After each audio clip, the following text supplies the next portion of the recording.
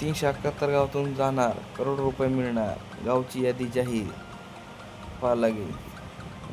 शक्ती महामार्ग village list. नमस्कार मित्रांनो, महाराष्ट्रात सध्या एका महत्त्वाकांक्षी प्रकल्पाची जोरदार चर्चा सुरू आहे.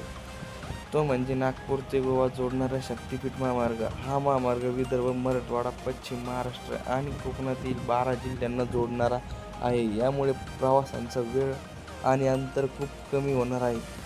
पण आता महामार्गासाठी भूसंपादन काम सुरू झालं आहे. यामुळे अनेक गावांमधील शेतकरी आणि स्थानिक लोकांमध्ये चिंता वाढली आहे.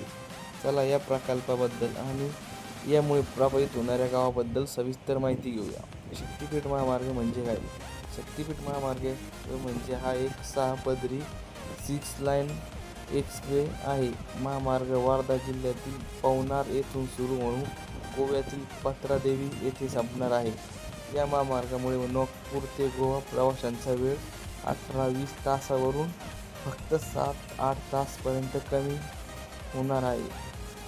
हा महामार्ग केवळ प्रवासांचा सुलभ करणार नाही, तर महाराष्ट्रातील प्रमुख धार्मिक स्थळांना जोडले जाणार. यामध्ये कोल्हापूरची महालक्ष्मी, तुळजापूरची तुळजाभवानी, नांदेडमधील माहूर रेणुकादेवी आई, पंढरपूरचे विठ्ठल रुक्मिणी मंदिर यासारख्या तीर्थक्षेत्रांना समावेश होणार आहे. यामुळे धार्मिक पर्यटनाला मोठी चालना मिळेल आणि स्थानिक अर्थव्यवस्थेलाही फायदा होईल. भूसंपादनाची प्रक्रिया आणि प्रभावित नावे कोणती? या महामार्गासाठी एकूण 8,615 हेक्टर जमिनीची संपादन होणार आहे. यात खाजगी, शासकीय आणि वन विभागाच्या जमिनीचा समावेश आहे. महाराष्ट्र राज्य रस्ते विकास महामंडळ या प्रकल्पाची अंमलबजावणी करत आहे. हा महामार्ग 12 जिल्ह्यांमधील 39 तालुके आणि सुमारे 371 गावांमधून जाणार आहे.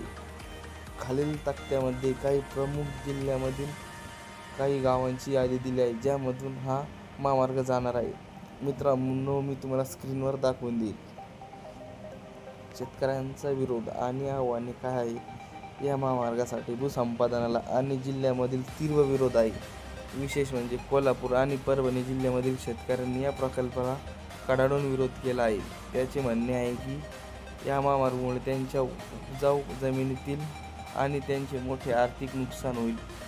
सरकारने बाजारभावाच्या तिप्पट दराने जमीन खरेदी करण्याचे आश्वासन दिले असले तरी काही शेतकरी या मोबदल्याला समाधानी नाहीत. याशिवाय या प्रकल्पासाठी 128 हेक्टर वन विभागाची जमीन वापरली जाणार असल्याने पर्यावरणालाही याचा परिणाम होऊ शकतो, अशी चिंता व्यक्त केली जात आहे. सरकार आणि MSRDC मात्र हा प्रकल्प पूर्ण करण्यावर ठाम आहे.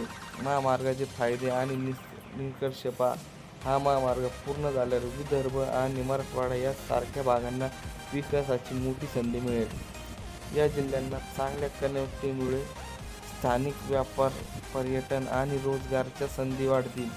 हा प्रकल्प महाराष्ट्राच्या विकासासाठी महत्त्वाचा असला तरी भूसंपादनामुळे बाधित होणाऱ्या शेतकरी आणि स्थानिकांच्या प्रश्नावर